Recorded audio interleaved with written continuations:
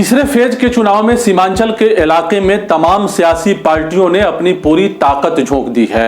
अररिया लोकसभा क्षेत्र में बीजेपी और आरजेडी में सीधा मुकाबला है। एनडीए के बीजेपी उम्मीदवार प्रदीप कुमार सिंह और इंडिया गठबंधन के आरजेडी उम्मीदवार मोहम्मद शाहनवाज आलम के बीच कांटे की टक्कर है। गौरतलब है कि अररिया लोकसभा क्षेत्र में आमतौर पर बीजेपी और आरजेडी के बीच ही मुकाबला होता रहा है। शाहनवाज आलम पहली बार लोकसभा का चुनाव लड़ रहे हैं। वो एमआईएम के टिकट पर अररिया के जोकीहाट विधानसभा क्षेत्र से पिछले बिहार विधानसभा का चुनाव जीते थे। बाद में उन्होंने एमआईएम को छोड़कर आरजेडी का दामन थाम लिया था और आरजेडी ने शाहनवाज आलम को पहले मंत्री बनाया और 2024 के लोकसभा चुनाव में अररिया से अपना उम्मीदवार बनाया है। शाहनवाज आलम सीमांचल के गांधी के नाम से मशहूर मरहूम मोहम्मद तस्लीमुद्दीन के बेटे हैं और पहली बार वो लोकसभा का चुनाव लड़ रहे हैं। अररिया लोकसभा क्षेत्र की नुमाइंदगी उनके पिता मोहम्मद तस्लीमुद्दीन भी कर चुके हैं। शाहनवाज आलम के भाई ने भी अररिया की नुमाइंदगी की है। इस बार के चुनाव में शाहनवाज आलम खुद चुनावी मैदान में खड़े हैं। उनका कहना है कि वो अररिया लोकसभा का चुनाव जीतते हैं तो पिछड़े इस इलाके में चौमुखी विकास का काम शुरू करेंगे। साथ साथ अररिया के पलायन समेत सैलाब का मसला, तालीम और रोजगार की मुश्किलों को हल करने की कोशिश करेंगे।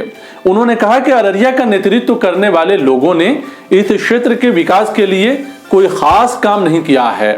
अगर उन्हें मौका मिलता है तो अररिया की मुश्किलों को वो हर कीमत पर हल कराने की पहल करेंगे। उन्होंने कहा कि इस क्षेत्र के लोग तालीमी, समाजी और आर्थिक एतबार से काफी पीछे हैं। उनका कहना है कि वो चुनाव जीतने में कामयाब रहे तो अररिया लोकसभा क्षेत्र में स्कूल, कॉलेज, मेडिकल कॉलेज कायम करेंगे।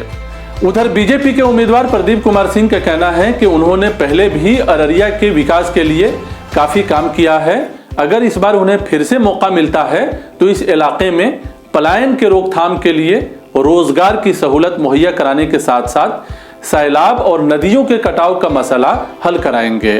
प्रदीप कुमार सिंह का कहना है कि मेडिकल कॉलेज, एयरपोर्ट, सड़क और दूसरी बुनियादी सहूलतों को मुहैया कराने की वो कोशिश करेंगे। उन्होंने कहा कि केंद्र की सरकार की स्कीमों से लोगों को फायदा पहुंचाने की कोशिश पहले भी की गई है, आगे भी वो कोशिश जारी रहेगी। 2014 के लोकसभा चुनाव में मोहम्मद तस्लीमुद्दीन ने बीजेपी के उम्मीदवार प्रदीप कुमार सिंह को करीब 1.5 लाख वोट से हराया था। उनके इंतकाल के बाद 2008 के उपचुनाव में अररिया लोकसभा क्षेत्र में सरफराज आलम और प्रदीप कुमार सिंह में मुकाबला हुआ। सरफराज आलम चुनाव जीत गए। 2019 में फिर से आरजेडी उम्मीदवार सरफराज आलम और बीजेपी के उम्मीदवार प्रदीप कुमार सिंह में मुकाबला हुआ और प्रदीप कुमार सिंह ने सरफराज आलम को हराते हुए शानदार जीत दर्ज की। 2024 के लोकसभा चुनाव में फिर से बीजेपी और आरजेडी के उम्मीदवार के बीच कांटे की टक्कर है और उम्मीदवारों की जबान पर अररिया के विकास का नारा है। उम्मीदवारों के वादों से इलाके का मुकद्दर तो नहीं बदलता है, लेकिन चुनाव का माहौल जरूर बदल जाता है। देखना दिलचस्प होगा कि अररिया की जनता किस उम्मीदवार पर भरोसा करती है और किसके मुकद्दर में अररिया की नुमाइंदगी का मौका आता है। अररिया में अक़लियतों की बड़ी आबादी है। अररिया लोकसभा क्षेत्र में 6 विधानसभा क्षेत्र हैं। अररिया, जोकीहाट, सिकटी, नरपतगंज, रानीगंज और फारबिसगंज। अररिया लोकसभा क्षेत्र के विधानसभा क्षेत्रों में अक़लियतों की आबादी इस तरह से है। अररिया विधानसभा क्षेत्र में करीब 60% अक़लियतों की आबादी है। जोकीहाट विधानसभा क्षेत्र में करीब 70% अक़लियतों की आबादी है। फारबिसगंज में करीब 36%, सिकटी में करीब 33%, नरपतगंज में करीब 27% और रिजर्व सीट रानीगंज में करीब 28% अक़लियती आबादी है।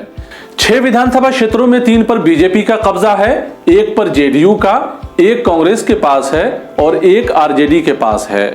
यानी एनडीए का 4 विधानसभा क्षेत्रों पर कब्जा है और इंडिया गठबंधन का 2 विधानसभा क्षेत्र पर। ऐसे में चुनाव के समीकरण और पार्टी के दबदबे को समझा जा सकता है। इस बार के चुनाव में आम लोगों के बीच कई तरह के सवाल हैं और वो सवाल इलाके की तरक्की से जुड़ा है। ये वही लोकसभा क्षेत्र है जहां के लोगों को कभी घुसपैठिया कहा जाता रहा है और कभी गैर जरूरी मुद्दे उछाले जाते रहे हैं। बेकार की बातों से इस क्षेत्र में वोट हासिल करने का माहौल बनाया जाता है, जबकि अररिया की जनता अमन पसंद है और वो एक दूसरे का न सिर्फ कद्र करते हैं बल्कि एक दूसरे के त्योहारों में भी शरीक होना अपनी बड़ाई समझते रहे हैं।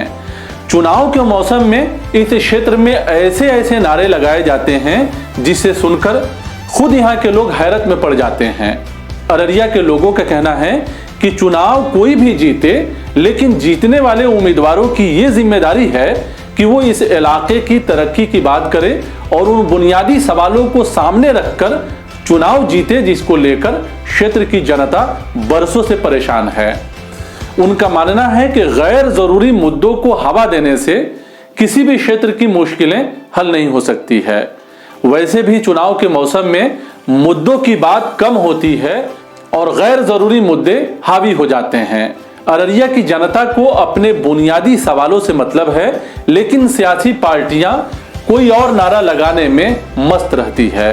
अब लोग उन बातों से बोर होने लगे हैं। उनका कहना है कि अब काम की बात होनी चाहिए ताकि चुनाव के बाद भी वो काम जीतने वाले उम्मीदवारों को याद रहे और उसका कुछ फायदा क्षेत्र को और क्षेत्र के किसान, मजदूर, नौजवान और महिलाओं को हो सके।